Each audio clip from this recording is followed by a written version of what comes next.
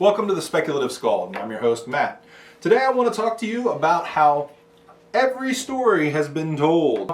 At least that's what you'll hear from pretty much any writer, professor, or anybody who has even taken the time to think about literature and fiction and movies especially. You will hear time and again that it's all been done. It's all been told. That can work to your benefit as a writer, and it can work against you. It's correct to some degree. I mean, obviously we can't ever really say whether every story's been told or not. There's been a hell of a lot of them. We've been around on this planet for quite a while, and ever since anybody can remember, people have been telling stories. A lot of it is rehashed in some form or another. What does this mean for aspiring genre writers? As fantasy and science fiction writers and horror writers, it gives some benefits. One of those benefits is that those that have come before you have laid the groundwork. So you know what an elf and a dwarf is because Tolkien has told you what an elf and a dwarf is. And where did Tolkien get those ideas? Well, he got quite a bit of them from Norse mythology. It's a line going back to the beginning. Drizzt. Yeah, Drizzt. And that groundwork leads into established canons. When you have established canons, sometimes you can use them, sometimes you can't, but you can always allude to them. For instance, the Cthulhu mythos by Lovecraft has developed far and beyond H.P. Lovecraft himself. It's become games, it's become fiction, and so many writers are heavily influenced by him, and yet sometimes they write in the mythos just as a full-on mythos story where they bring in the Cthulhu, where they bring in Azathoth, or any of these things that Lovecraft and his contemporaries set down, or sometimes they just allude to it. And South Park. Yeah, South Park, and it's there, and some of it's there for your use, some of it's not. What really happens when you have this groundwork and this established canon is then you have tropes that evolve over time. And tropes can be both a good thing and a bad thing. They are good for a start for structure of your story. You don't want to use too many too often because then your story becomes like everything else it was. Another good thing, or it can be a bad thing depending on how you look at it, it's one of those things that can be either or. Especially in horror movies or the horror genre, you have a formula that you expect things to follow. If you're an audience member who likes that formula and likes your literature and your fiction and your movies to follow that horror, when somebody breaks away from it, you get angry. But if it's done in a creative and new way that surprises you, then it's not change for change's sake. It's a good thing. When you write in fantasy, there's certain expectations that you're supposed to have. You come up with creative ways to curse. You use cursing very lightly. Sex does not get explicit. Horror, in the horror genre, you expect there to be some form of monster or bad guy out to get the people. And you expect... They're going to be hard to kill. Yeah, you expect a certain amount of violence. You expect these monsters or bad guys to be hard to kill or hard to catch, depending on what they are. And these expectations can be good and bad, again, like anything else, but it's what your audience is going to want. There are dangers and traps to these as well. And what you fall into first and foremost is what I affectionately call the Clone Wars. I'm referencing Star Wars, yes, as an allusion from an established canon, as we spoke about earlier, but more so because, like in any form of art and media, and my brother can attest to this, especially like the music business, you have something that gets popular, and it's something kind of innovative and new and a little bit different. And then 8 million the people who think it. they can make money off of it copy it, and they copy it exactly because it was popular. Hunger Games and Divergent. Yeah, Hunger Games and Divergent, and music back from late 90s, Blink-182. God, there were so many Blink bands. If you look at how well Twilight started doing, and then you have the various other vampire things that surge to the surface. In the Clone Wars, the people who win the Clone Wars are the people who find out what's selling and what's good, and they take those tropes, those established tropes, and they flip them, they turn them, they change them just enough that everybody is like, ooh, oh, that's great, that's awesome, I never thought of that. The Clone Wars gets nasty, and you get you get people who burn stuff out and make it boring for other people. So you have to look out for that when you're looking at this whole thing that everything's been done before. Because not only has it been done before, it's been done again and again and again and again.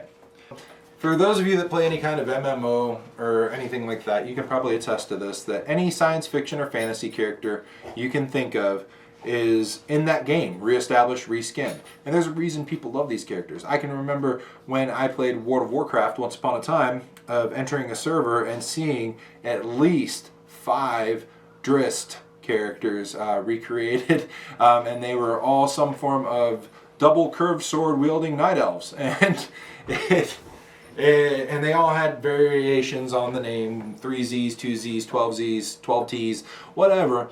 But you see this love that people have. So don't take people's characters and just reskin them, or they're going to get irritated about it. The other danger that you've run into is that things get too predictable.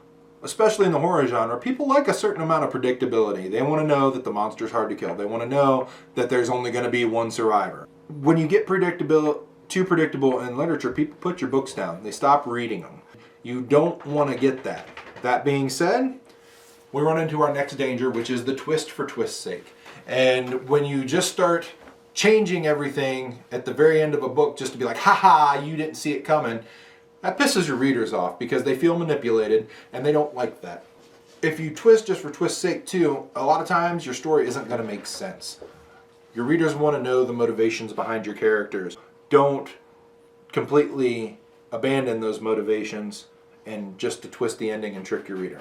The good points of It's All Been Done is that there's a certain amount of familiarity, certain comfortableness that writers like Tolkien and Terry Brooks and Robert Jordan and all those wonderful fantasy authors have established across their different worlds that they've created, that I can go into and I can sit down and feel at home.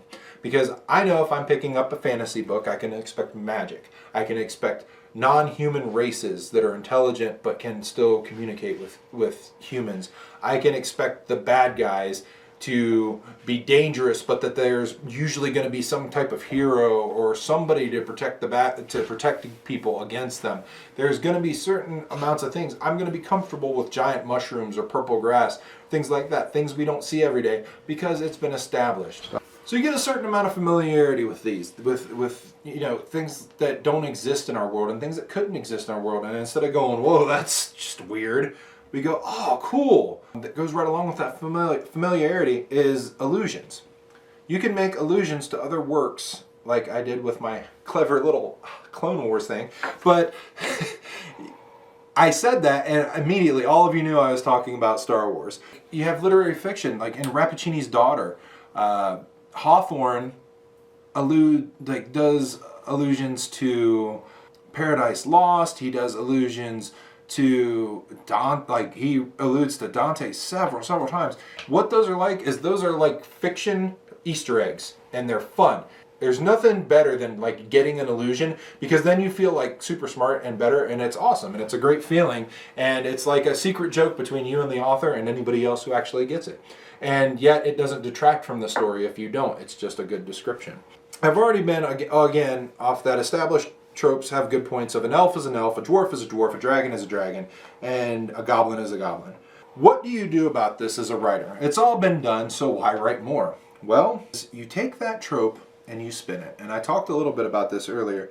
You got to make sure that it's not already a trope if you're going to spin it. Taking a trope and completely reversing it is not taking the trope and spinning it. But what you'll see is when you change the thing to make it a little bit different and make it a little bit surprising, it's fun because it's still familiar, but it has that different twist. And one of the ways you can do this is change the perspective. Many authors have explored this too, but you tell a story from the perspective of the bad guy. You have the bad guy think he's actually a good guy, and he starts doing more questionable things until all of a sudden he realizes he's the bad guy. Or you can just do like more subtle changes. The changes don't have to be huge to change the trope. For instance, something my friend wrote was an excellent piece, and the bad guy in it was a unicorn. Now, was the unicorn beautiful? Absolutely. Was the unicorn surrounded by virgins? Absolutely. What was wrong with the unicorn? Well, the unicorn fed off the energy of the virgins. And that's why unicorns like to be around virgins. And it was masterful. And it had a reason for these characters to fight a unicorn. And it just made this seemingly beautiful magical creature that was supposed to be such a good thing be totally evil and maniacal. And it was an awesome change. When you do something like that, you have to be aware of the super opposites. Because if you do a super opposite, which is where you take, say, I don't know, a particular dark elf who comes from an evil race of evil people that are just so evil, and you make them a good guy, it doesn't always work. In the case of that certain dark elf, it worked out wonderfully, and we have a wonderful set of stories that go along with that, Mr. Salvador. Thank you very much. The problem is, though, it's been done. You know, when you take a dark elf, one of the evil race, and make him the single one that's a good guy, and then all of a sudden all these other good dark elves stop popping up, it becomes boring. And it takes away from the awesomeness of that one character. You don't want to be responsible for diluting somebody else's work or somebody else's idea. Because you just suck. Yeah, because not only does you just suck, that means you're a horrible person and nobody likes you. The final thing you can do to spin the trope or change the trope is to hybridize. And you already see a lot of this, especially in genre fiction. Just do it responsibly, make sure it's good. Just because you add steampunks to something doesn't mean it's cool. Steampunk is awesome in its own right, and not necessarily adding cogs and gears is going to make something awesome unless you're a super steampunk fan, that I'm sure it does for you. When you start to blend those elements, sometimes you come out with something good, but do it responsibly. Don't just do it to do it. Try writing that steampunk story by itself first before you make it fantasy steampunk. Or try writing that fantasy story, and then if it's coming out like all the other dross, maybe add a dark fantasy element to it. So, you know, you have these hybrids already, experiment with them, have fun with them, and that's how you get away from the single tropes. So that's all I have for you on this one. I'm going to go ahead and say goodbye. If you have any questions, comments, or trolling remarks, please put them in the comments, and I'll try to get back to you on them, especially if it's a good one, and I'll see you later at the Speculative Skald.